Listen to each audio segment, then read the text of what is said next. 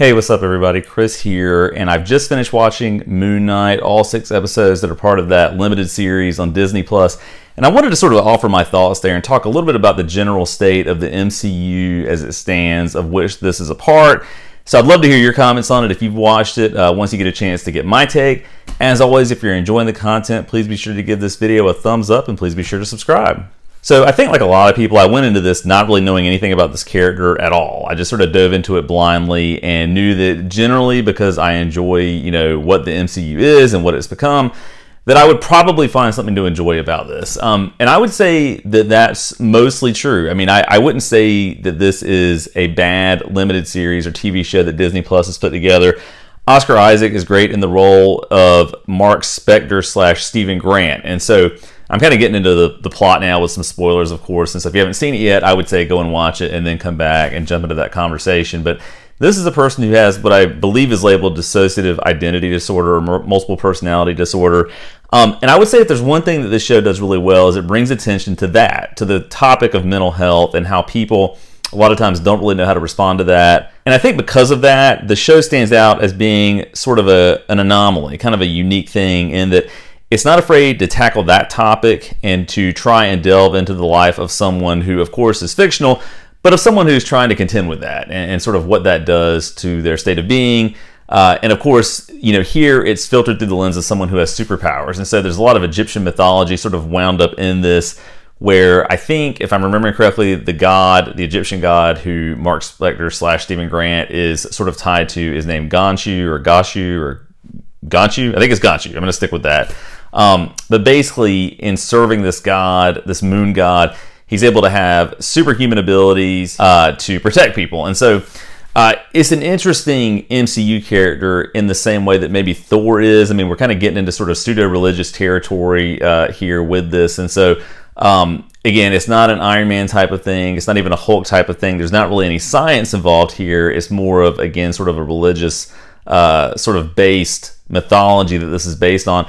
But it mostly works. I found the show to be pretty entertaining. I wouldn't say that it all works flawlessly, though. I think when you start getting into the later episodes, particularly maybe the final 3, maybe it's just the final 2, final 3, it can get a little bit, I don't want to say meta because that's not the word I'm looking for. It can get a little bit trippy. It can get a little bit hard to follow exactly what's going on because you get into this idea of the underworld and the afterlife and trying to separate sanity from insanity. I think the underworld stuff that is here actually is pretty cool and works kind of well.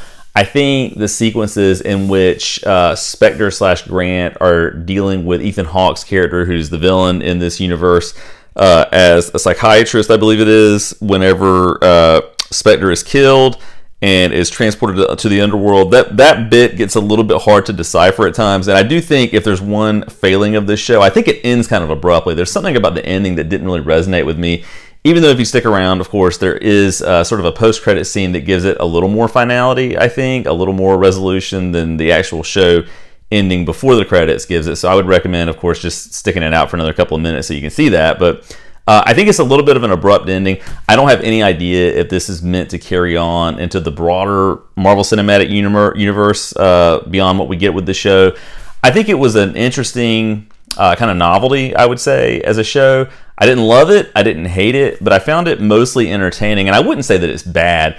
Again, it can be a little bit confusing, a little bit uneven. It wasn't the most engaging thing ever, but from an entertainment perspective, sure. I mean, Oscar Isaac is a great actor.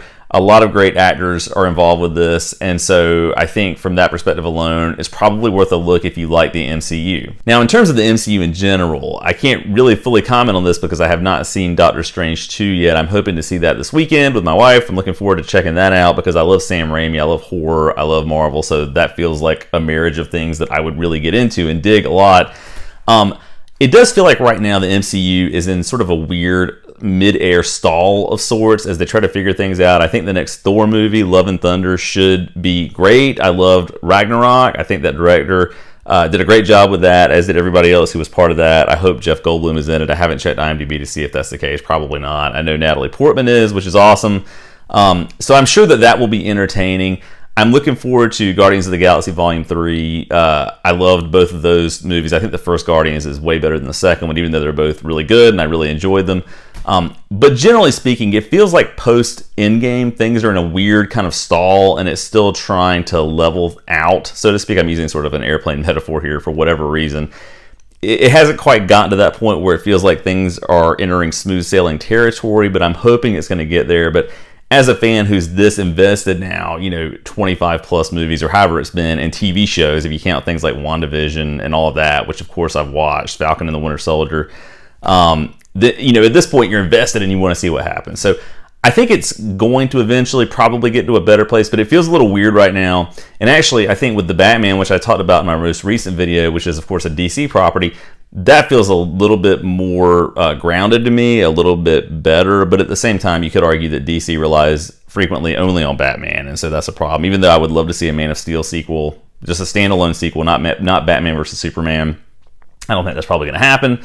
But anyway, Marvel's in an interesting spot, and so once I see Doctor Strange 2, which I am planning to review, I'll sort of offer my thoughts on what that does or doesn't do for it, even though I didn't mention the third Spider-Man, which was great. So that's another one that stands out as a really good offering that they've put out there. So anyway, those are kind of my general thoughts about Moon Knight and the state of the MCU. If you've seen Moon Knight, let me know what you think in the comments down below, and as always, thanks for watching.